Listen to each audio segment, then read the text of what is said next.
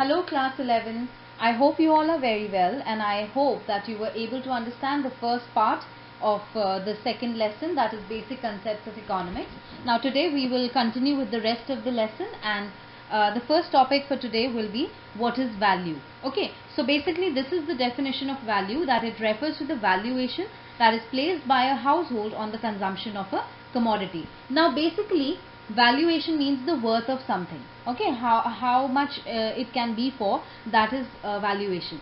So that valuation, when it is done by a household on the consumption of a commodity, that will be known as value. Basically value has two meanings. Okay, the first meaning is value in use. Okay, so basically value in use, it relates to consumption value of a commodity, that means the utility. And the second one is value in exchange, that relates to market value of a commodity, and it is expressed in terms of nominal value and real value. See, value in use is actually talking about, or it is expressing the utility that is derived from consuming a commodity. Okay, for example, water, you are very thirsty, and when you drink water, your thirst is really quenched, so that has high value in use, or we can say it has high consumption value.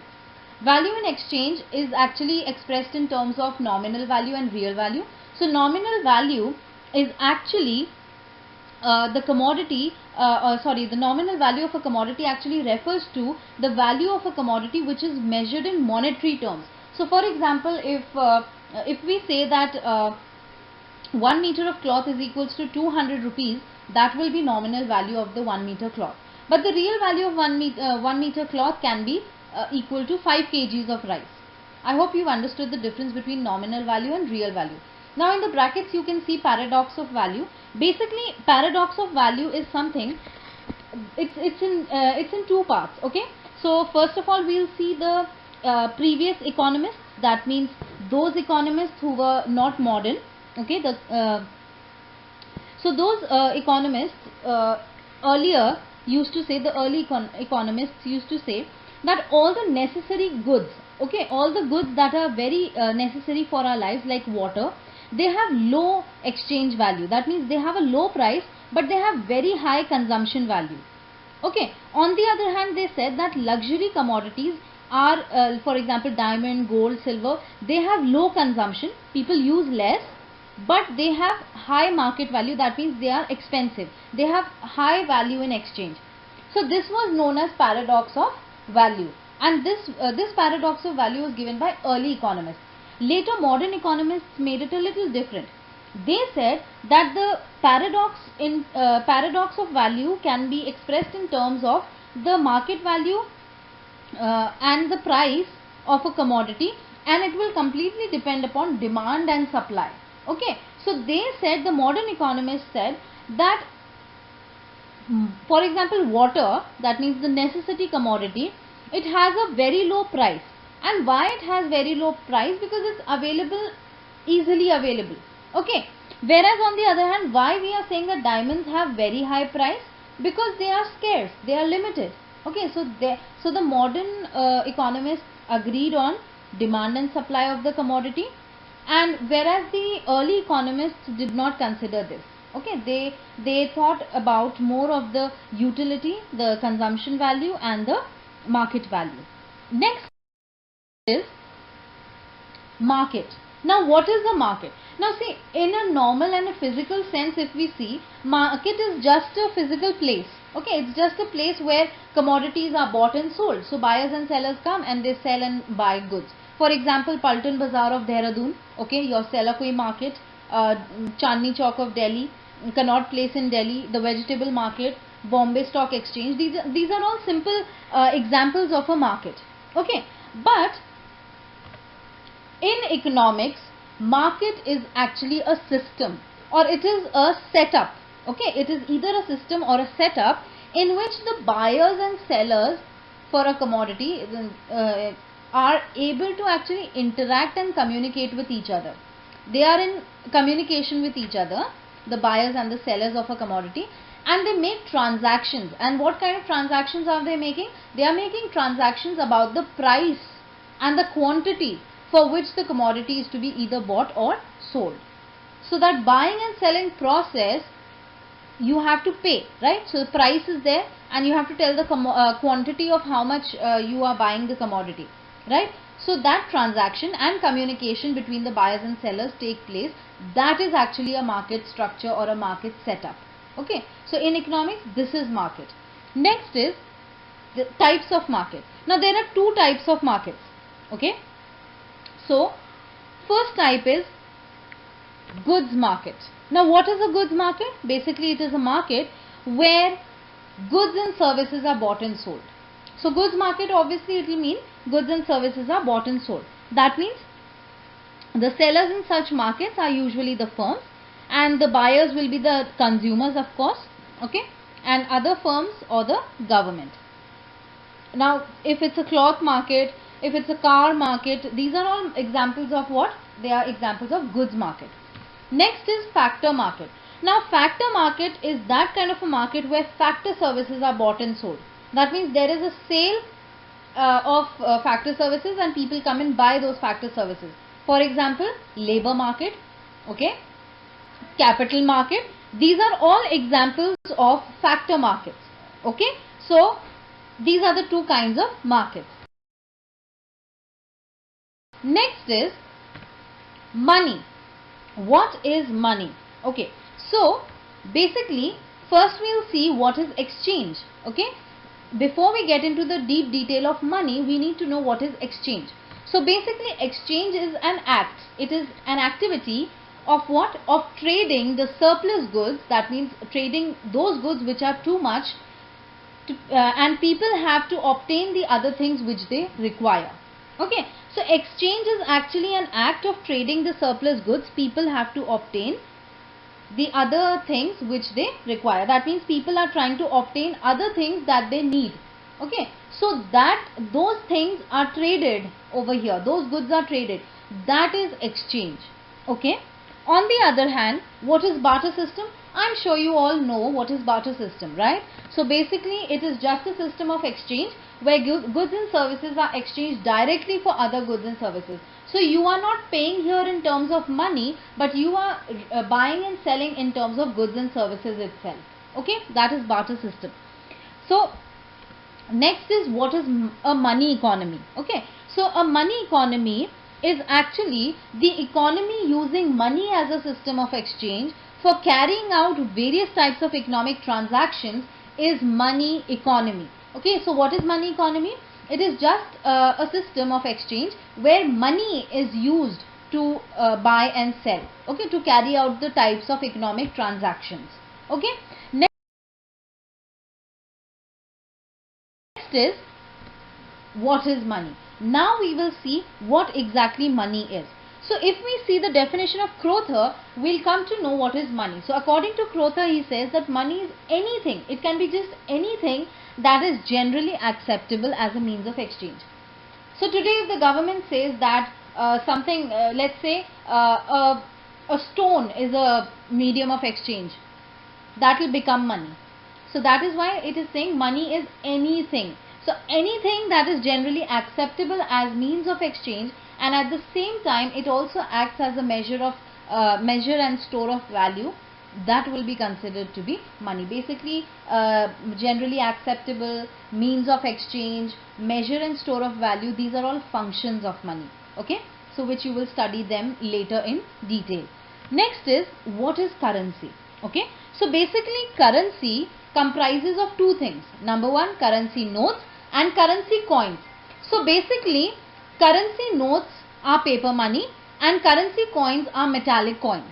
Okay, next is what is deposit money or bank money. Okay, so basically we have to see the meaning. And deposits which are held by the banks on the basis of which checks can be drawn are the bank money. That means in the form of checks, whatever deposits are being made, that is deposit money. Okay, next is income. Okay, now income, what is income? So income can be defined as the flow of goods and services, or we can say the flow of money accruing an individual or all the people in an economy over some specified period of time. Okay, so basically for example, let's say income is expressed in terms of money, that we all know very well. Okay, for example, a person is earning 50,000 rupees a month. That 50,000 rupees that is flowing as money in accruing an individual, okay, that will be considered to be the income of a person. Okay, all right. Now, what is factor income? So we just saw income. Now we're going to see factor income. Okay, so factor income is the income which is earned by an individual largely by selling his factor services to firms. So if an individual is on a large scale selling wages, that means labor or rent, okay, or profits, these will be all examples of factor services. These are all factor services, and whatever that individual after selling these things is getting in return, that will be income, factor income. Okay, now next is what is national income. Okay, national means the entire country. So what is the meaning of country's income? Okay, so value of all the final goods and services which are produced by the normal residents of a country in a year is known as national income. So what is national income? In other words, if we see, national income is basically the total, okay, it is just the total sum of whatever is produced, whatever earning comes out of the production of all the things, that will be the national income. So whatever the country is earning out of the final goods and services which are being produced by individuals or normal residents of a country in a year, that will be national income. Okay, so there is a definition on page number 27 given by Dornbush and Fisher. Please learn that definition of national income. All right. Now, next is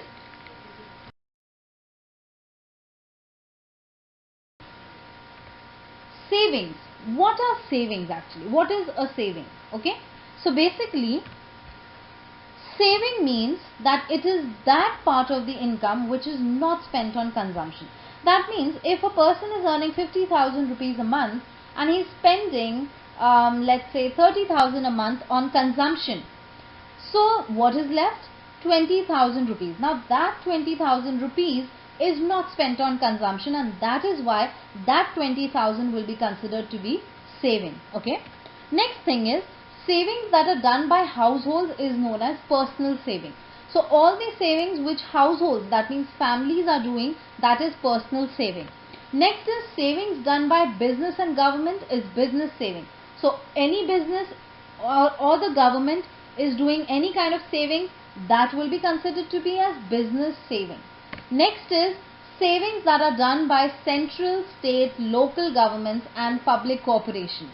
Okay, so all the savings that are done by the central government, okay, or the state government, the local authorities, the public corporations, these are all called as government savings. Okay, these kinds of savings that are done by different kinds of governments or authorities is known as government saving. Next is saving that is done by an individual income earner is individual saving. So if I am an individual and I am earning something, okay, and I am an individual income earner, whatever I am saving, that will be an individual saving. Okay, that will be my personal saving. Okay, next is savings done by families, individuals and business firms is private saving. So what is private saving? Private saving means when a business, okay, business firm or individuals or families are doing savings, that will be considered to be as private saving.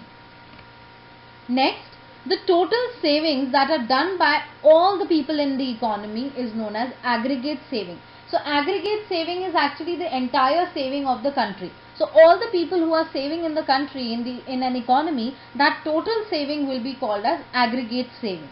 Okay. And next is savings. What is savings? So till now we were just seeing saving. Okay. Now we are seeing the plural of savings. So that is savings. So basically savings is the total amount of saving accumulated over time. So if you keep adding all the saving of businesses, of governments, of households, of individuals, of families, that will all together become savings. Okay.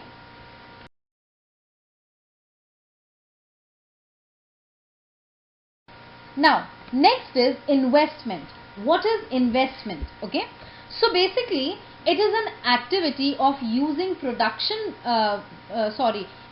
it is an act of using production resources for the production of capital goods. Okay. Basically investment is goods that are used for producing other goods and services in the future.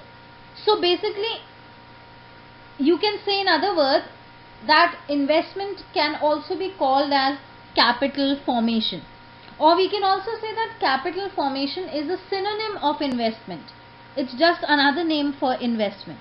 Okay, so investment is an act where production resources are used for producing capital goods. Capital goods like machinery, okay, buildings, equipments, tools, stock of goods. These are all examples of capital goods. Okay. Now, what is depreciation, or we can say what is replacement investment? Okay. So investment that is required to keep the existing stock of capital intact, that means very safe and particular, by replacing what has been worn out or otherwise used up in the process of production.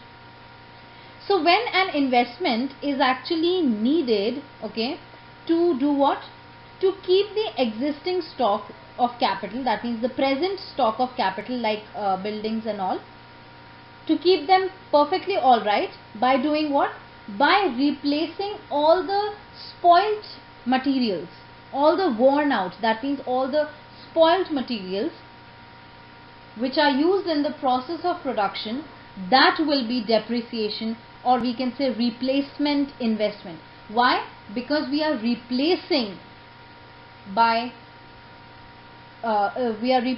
the existing stock of capital by the worn out. I mean, we are removing the worn out things to keep the present existing stock intact. Okay, so that will be considered to be as depreciation, or we can say replacement investment. Now there are some major components of investment. Okay, so first component is producers fixed investment. Basically producers fixed investment consists of new capital goods, and new capital goods will consist of what? Things like plants, that means machineries, equipments or tools. These all will be buildings, stock of goods. These all will be considered to be the new capital goods. Okay, so capital goods are actually often called as producers fixed investment, because producers are actually investing in fixed assets, and fixed assets are like machinery, buildings, plants, stock of goods and all of this. Okay, next is investment in residential housing and non-residential structure. Now basically this includes investment which is made in the construction of residential houses and the non-residential structures like offices and all. So residential means where residential housing means where people live, the housing societies and all. Non-residential structures will include constructions of offices, constructions of power plants, bridges, roads. These are places where people don't live, right? So these are not housing societies, but they are non-residential structures. So a residential house gives utilities slowly over a long period of time, and for this reason housing construction is taken as investment rather than a consumption. So basically when a house is constructed, it takes time to give utility, right? Because in a new house, when you enter, you keep seeing some or the other faults in the construction, so your utility is not there. So that is why it is more of an investment and less of a consumption. Okay. Also, investment in residential housing is very different from other forms of investments. Okay, So it's totally different from any other kind of investment of capital goods and all. Okay. Next component is investment in stocks. Okay. So basically all firms keep stock of raw materials. Stock means to pile up. So all the firms keep a stock of raw materials, semi-finished goods, which means those goods which are not fully produced, and the finished goods. Finished goods means fully, completely produced goods in factories or shops for smooth production. So that means firms are doing what? They are investing in raw materials, they are investing in semi-finished goods, and they are investing in finished goods. Okay. So this is a net addition to stocks is considered as an investment. So the more firms keep adding up, stocking up raw materials and semi-finished goods and finished goods, that will be considered to be investment. The reason is because it represents goods produced but not used for current consumption. So basically right now it is not being sold out for consumption purpose. Okay, right now it's just that firms are stocking raw materials and all the things. So it is not finally reached into the hands of the consumers for consumption. That is why it is not known as consumption but as investment of stocks. Okay. Next is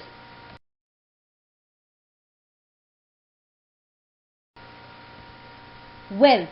Now what is wealth? Okay.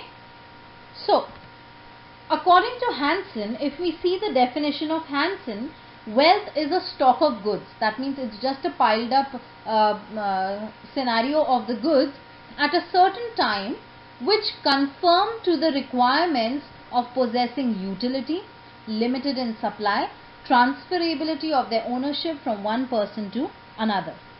Okay. So basically this is a stock concept. Okay. So wealth, anything that can be regarded as wealth should actually have certain qualities, and those qualities are: it should possess utility, it should be limited in supply, it should be easily transferable from one owner to another, from one person to another. These are the factors that wealth must contain. Okay. So there are things that it should contain, and just like I said, we'll see them in detail. First is utility. So wealth must possess utility. That means it must give satisfaction. Okay. So basically wealth should give satisfaction. Next is scarcity. Scarcity must be limited in wealth must be limited in quantity. Okay. Scarcity means something which is limited, right? So basically wealth should also be scarce. That means it should be limited in quantity. That means it must be scarce in its supply. It should be limited in supply. Next is transferability. Now it should be easily transferable. That means the ownership should be easily transferred from one person to another person. Next is exchange value. Okay. So it must possess that exchange value. Okay. All those goods which have the characteristics of utility, scarcity, transferability, they all will have this exchange value. So all the goods which are having the first three components will automatically have the exchange value. Okay. Next is, what is individual or personal wealth? Okay. What is the definition or meaning of individual or personal wealth? So stock of all those assets which are owned by a person.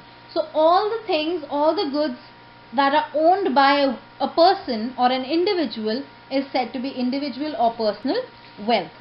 Next is, what is national or social wealth? Okay. So basically national wealth and social wealth means it is the stock of all the tangible wealth that contributes to the production of goods and services. So tangible wealth means the wealth that you can see, you can feel, you can touch. That is tangible wealth. So a stock of all those tangible wealth that can contribute or that contributes to the production of the goods and services will be considered to be as social wealth or national wealth. The next is tangible wealth categories. What are the categories of these tangible wealth?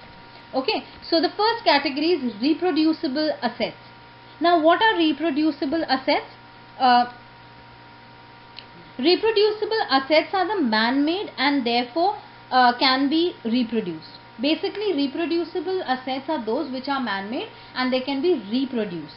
The assets consist of fixed assets like machineries, equipments, buildings, and other kinds of structures. These are all fixed assets and they are all reproducible assets.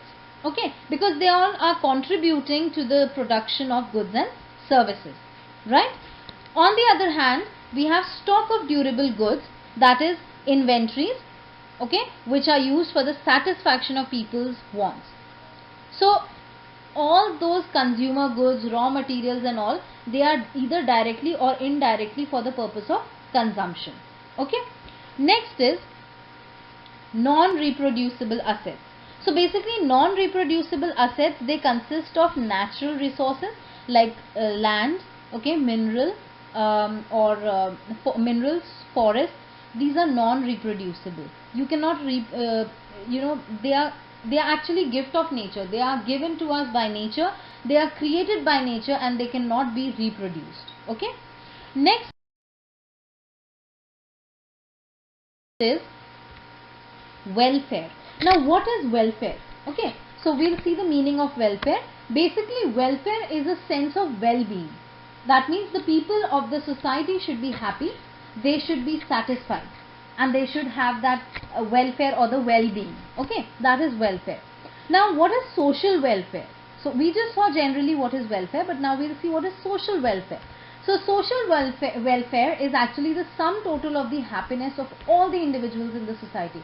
So in the entire society, every individual is happy and the total of that happiness will be called as social welfare. Okay.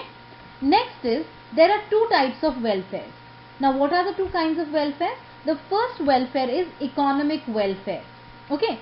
So basically, economic welfare means Pigo is an economist and he defined economic welfare, and he said that it is that part of social welfare that can be directly or indirectly measured in money terms. Or in other words, we can say that welfare that is affected by the factors which can be expressed in monetary terms is economic welfare. Okay, so basically economic welfare means when welfare can be measured or expressed in terms of money. Directly or indirectly, it is measured in terms of money. For example, per capita income, national income, composition of output, consumption, these are all directly or indirectly in terms of money. Okay, so because they are measured in terms of money, directly or indirectly, therefore they are economic welfare. Next is non-economic welfare. So basically, what is non-economic welfare? Now, welfare which is affected by the factors that cannot be expressed in money terms is non-economic welfare. So, all those factors which cannot be expressed in terms of money will be non-economic welfare. Okay. So, for example, basically it relates to the value of people. Okay, the values of people in the society. So, for example, the social, the political, moral, these aspects will be considered to be non-economic values, or we can say non-economic welfare. So the moral values of people, the political values of people, the social values of people, that will be considered as non-economic welfare. So business cycle is actually the recurrent fluctuations that take place in the economic activities of an economy. Okay, so recurrent fluctuations would mean fluctuations, short-run fluctuations or changes or ups and downs. In other words, we can say ups and downs. These ups and downs actually come in output, in the income, in the employment. So these are the three factors that are actually affected in the economy. Okay, so that will be business cycle. Now there are 4 stages of business cycle and we will see them one by one. You can turn your books to page 31 where you can also see a diagram of the business cycle and its stages. So the first stage is expansion or prosperity. Okay, so basically this phase or this stage is characterized by expansion in the level of output, employment and income. That means at this stage of a business cycle, we come to know that income, employment and output, all the 3 factors are prospering, are successful. Okay. Next is recession. So during the phase of recession actually what happens, that there is a downward trend in the level of economic activity. That means the economy comes to a downfall. There is a downward movement in the level of the economic activity. So it is actually a period of falling level of income, where people are not employed, where income of the people is very low, it falls, and also the output is very low. So actually recession is a very common thing in US, and it happens, and even these days during the coronavirus time also recession is taking place in many economies, where people are not employed, people are being sent out of their jobs, they are being asked to resign, and they are not earning, so the income is also falling, and there is not much production, therefore output is also very low. So that downfall leads to recession. The third stage is depression. Okay, so when a depressive situation occurs in a human being, the person is totally broken, right? Same thing happens in the economy. So in this stage, it is just a more worst and severe stage of recession. Okay, more advanced stage of recession. So basically it is an absolute decline in the level of economic activity. Okay, so there is a very large reduction in employment, very large reduction in the income and prices, and very large reduction in the output also. So depression is actually a very terrible stage in an economy. And the last stage is recovery or revival. Okay, so recovery means when a person is sick and he's recovering, that means he's getting to that better level, right? He's coming back to the original health. So same thing happens in the economy also. It is actually a situation from where a person, the economy is trying to get up. Okay, so here what happens, slowly and steadily the income, the employment, and the output starts increasing a little bit. It starts growing a little bit, and the level starts increasing a little. So these are the 4 stages of business cycle.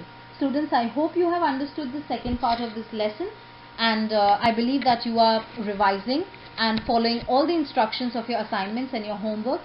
Please make sure that you definitely watch the video and try to revise all the topics that I've taught in these videos. All the best, students.